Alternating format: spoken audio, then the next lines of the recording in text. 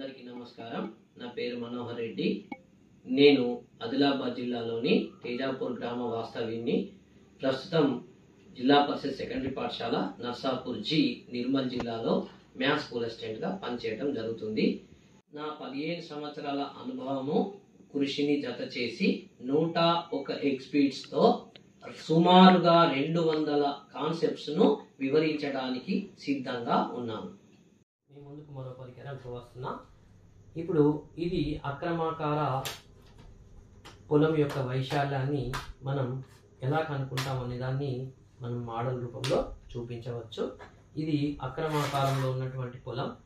ఈ పొలం యొక్క సరిహద్దులను గుర్తించిన తర్వాత మనం వాటిని వివిధ రకాల జ్యామితీయ ఆకారాలుగా ఒక లైన్ నుంచి మనం మెజర్ చేసుకుంటూ వెళ్ళిన కొద్దీ వివిధ రకాల జ్యామితీయ ఆకారాలుగా విడగొట్టేసి వీటి వైశాల్యాల మొత్తాన్ని మనం కనుక్కొని వాటిని ఎడిషన్ చేసినచో ఈ అక్రమాకార పొలం యొక్క వైశాల్యం మనకి వస్తుంది.